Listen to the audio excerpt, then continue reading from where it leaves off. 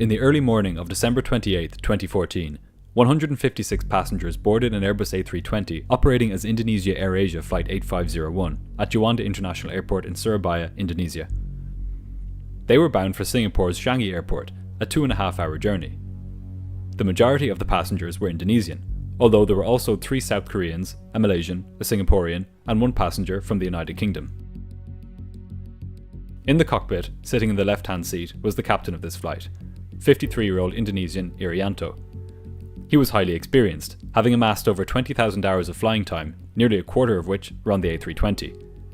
He had begun his flying career with the Indonesian Air Force, having flown as a fighter pilot from 1983 until 1993. He then worked as a flight instructor, and had flown for several airlines before joining Indonesia AirAsia a few years previously. Beside him was First Officer Remy Emmanuel Plessel, a 46-year-old French national. He had originally worked as an engineer in Paris, before fulfilling his childhood dream of becoming a pilot at the age of 44. Indonesia AirAsia was the first airline he had worked for, and since joining in 2012, he had accumulated just over 2,000 hours of flying time. He would be flying the aircraft to Singapore on this morning. As the pilots readied their aircraft for departure, a fault deep within the aircraft's electronic brain began to stir. It had reared its head on several previous flights without serious issue, but this time it would combine with a perfect storm of human error, training deficiencies, and miscommunication, resulting in the loss of everyone on board. Before departure, the pilots discussed the weather en route. Their route over the Java Sea was flanked by thunderstorms, and it was clear that they would be spending much of the flight dodging these as they made their way towards Singapore. And speaking of thunder, this episode's sponsor is War Thunder. War Thunder is a military vehicle combat online game played by over 50 million people around the world. I've really been enjoying zooming around in fighter planes and getting into dogfights with other players, or trying to shoot up ships while trying to avoid being shot down myself. It's free to download and play on PC, Xbox Series X or S, PlayStation 5 and the previous console generation.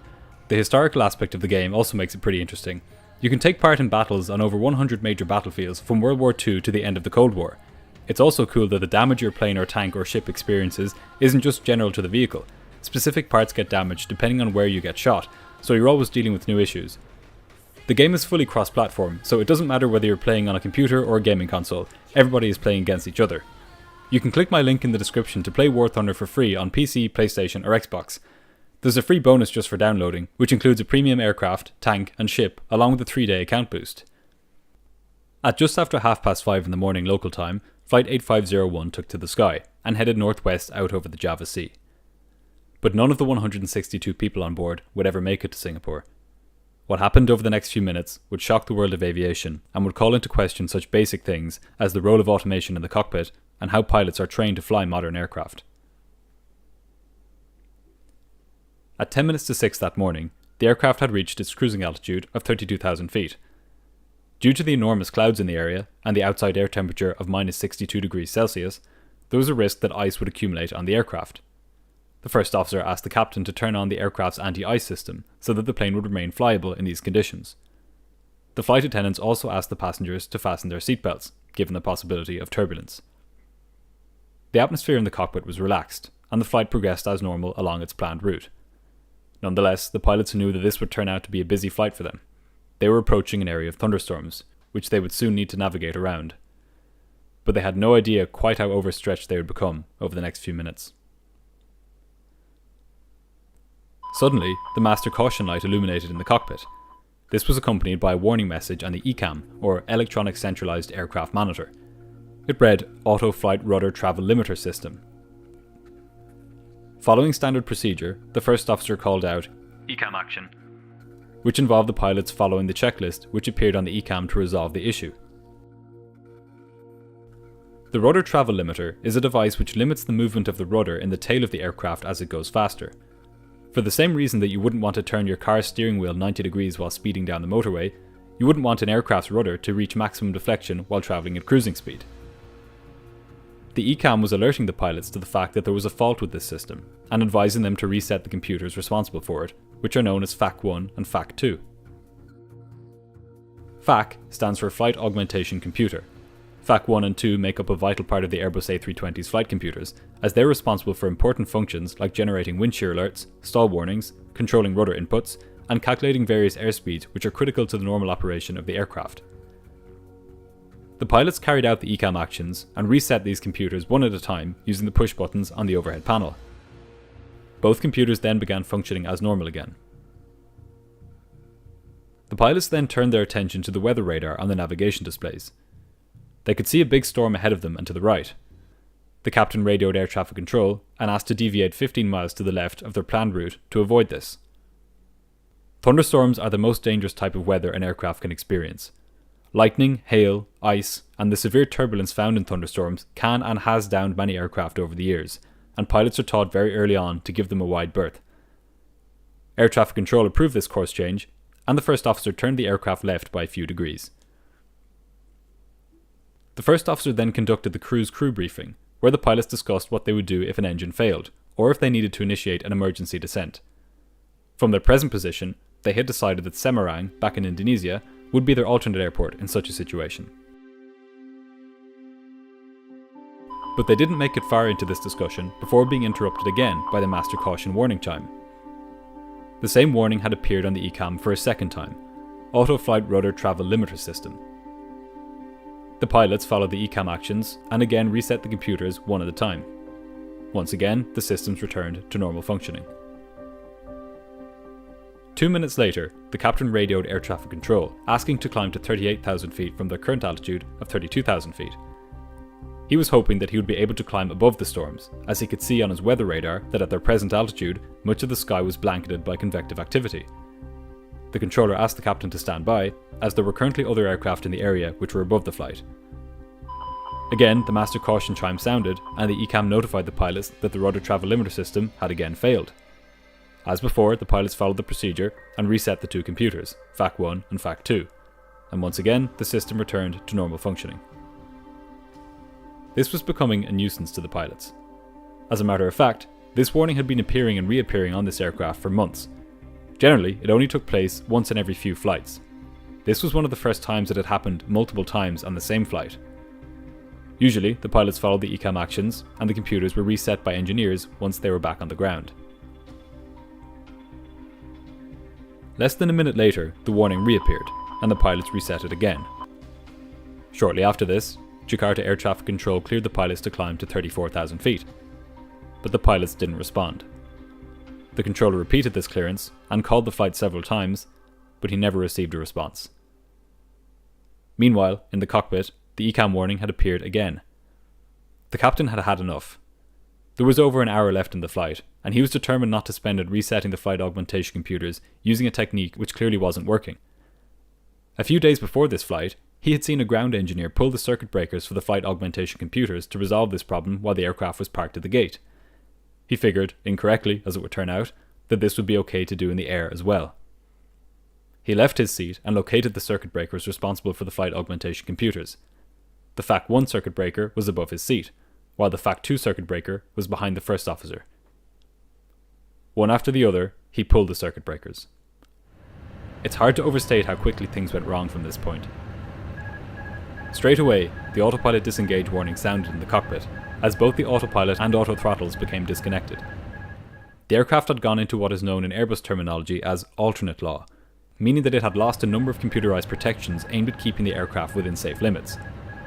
The first officer was now flying the aircraft manually at 32,000 feet, with a much more primitive suite of automated protections behind him. But the aircraft was flyable. The pilots had just been thrown back a few decades in terms of the automation they had available to them. Nonetheless, as soon as the FACs were disconnected, the aircraft started a steep bank to the left.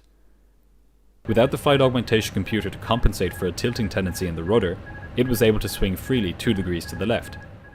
This caused the aircraft to continue banking left for 9 seconds until the first officer finally noticed what was going on. By this point, the bank angle had reached 54 degrees. This was closer to being on its side than it was to flying straight and level. Oh my god. The first officer was startled when he recognised how far the aircraft had banked, and he immediately pushed his side stick to the right to bring the aircraft back to almost straight and level. But for some reason, he did much more than just bring the aircraft back to level flight. He had begun pulling up on the side stick, bringing the aircraft into a rocketing climb. The aircraft was now climbing at 11,000 feet per minute, more than 5 times faster than would be typical at this altitude. And, perhaps spatially disorientated from his rapid turn to the right, the first officer began allowing the aircraft to bank left again. The plane continued banking left, and as it climbed, it began to lose speed rapidly. The captain noticed what was happening and urged the first officer to pull down, pull down. But his phrasing was confusing. The side stick can either be pushed down or pulled up. The command pull down is contradictory. In response to this, the first officer continued pulling up, and the aircraft continued its rapid climb.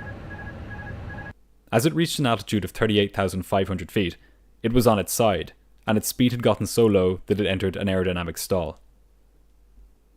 The aircraft had gone from being a flying machine to a hunk of metal falling from the sky.